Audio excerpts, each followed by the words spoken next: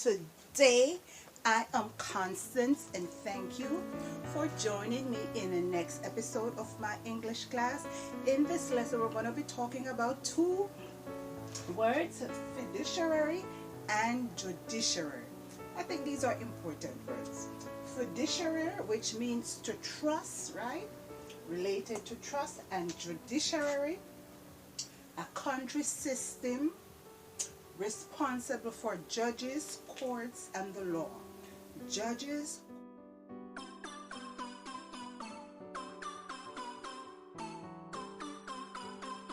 courts, and the law. And you can see how these two words, like they're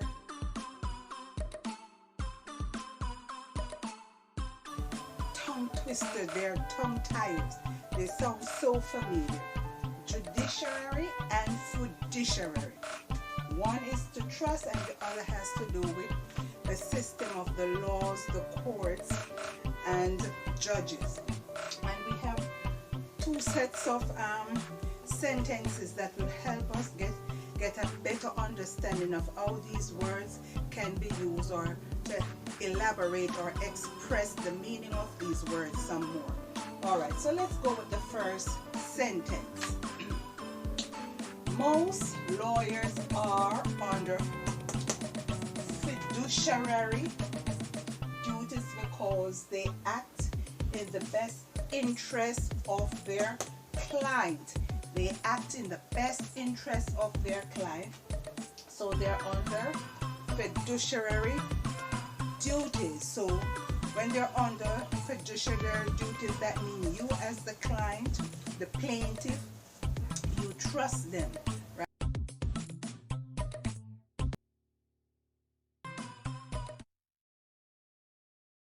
Trust them, right? You trust them to argue your point or to argue your case in a court of law, so you can get a good result, or the best result. All right?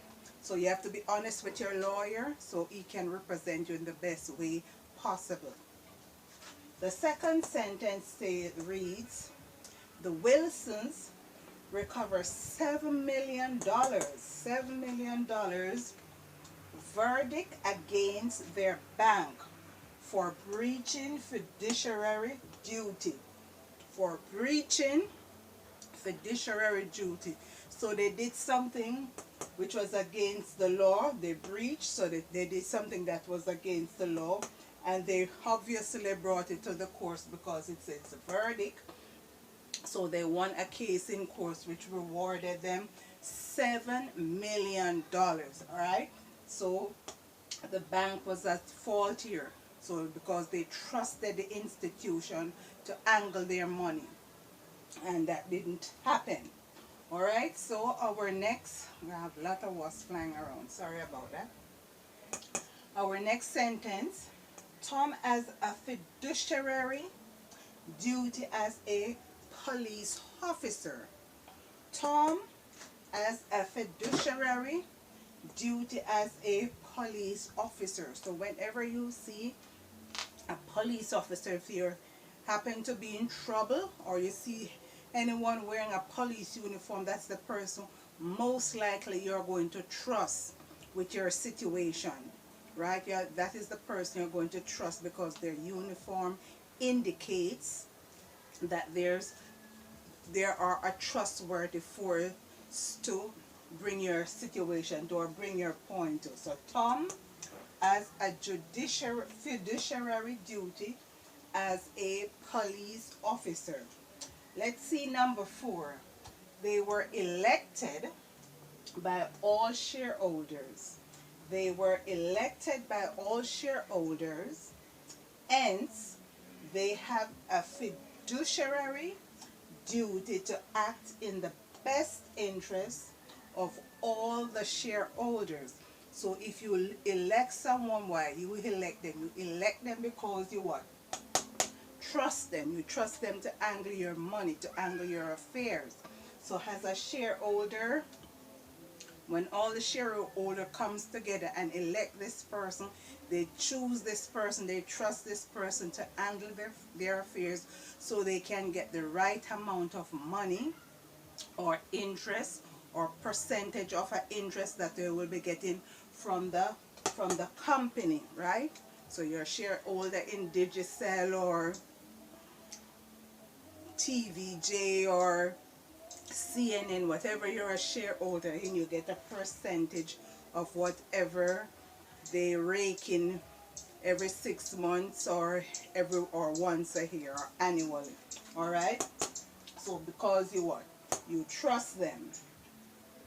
All right. Our next word is judiciary. The second word is judiciary, and which means a court system responsible for judges, courts, and the law. Courts, judges, and the law. So let's go through the sentences and see how they work.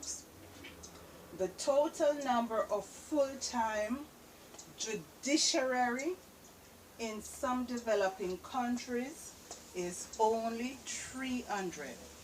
The total number of full-time judiciary in some developing countries is only 300. So anyone working in the judiciary system, that total amount is only 300. So they need what? So they possibly need some more. Depends on the population or the size of the country, right? The population of the country depends on the population of the country. But it says most developing country, which is not enough, right? You might need some more persons to take on that employment of being a lawyer, a judge, or a barrister, or something of that effect. Chavez and his supporters should now be taking steps to strengthen the judiciary in their country. Chavez, who used to be the president of, I think, Venezuela. All right, I think he has passed now. Chavez and his supporters should now be taking steps to strengthen the judiciary in their country. So I think they had a uprising, and there weren't much lawyers and so to handle the many different cases. So it is saying now that he is in power, he can focus on getting what? Lawyers and judges, and setting up a proper court system. Not only the system, but making rules and regulations that will help the citizens of that country. All right? So let's go to number 3.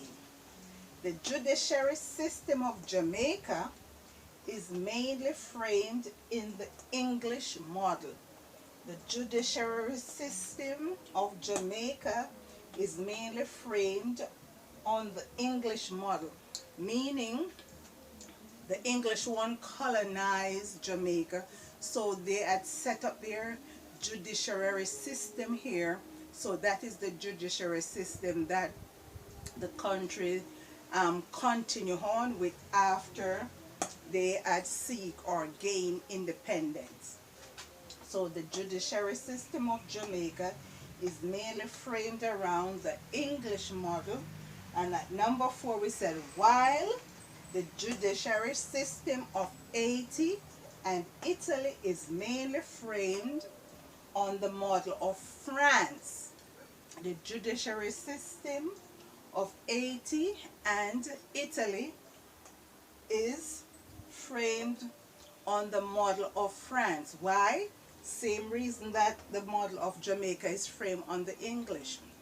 Because the French once colonized Italy and Haiti, right? The French once colonized it, and I think they still have a large say in the country or the island of Haiti, right? They still have a large say on the island of Jamaica, of Haiti, sorry. So while the judiciary system of Haiti and Italy is framed on the model of French, or the French governance, because they were once colonized by the French, and Jamaica was once colonized by the English. All right, so I hope you will take away something from this lesson. I hope you have enjoyed this class. I very much thank you for being here and for watching. Please write these down. Use them in your exams, use them in your writing, right? So you're probably trying to be a lawyer. I think this is a good exercise.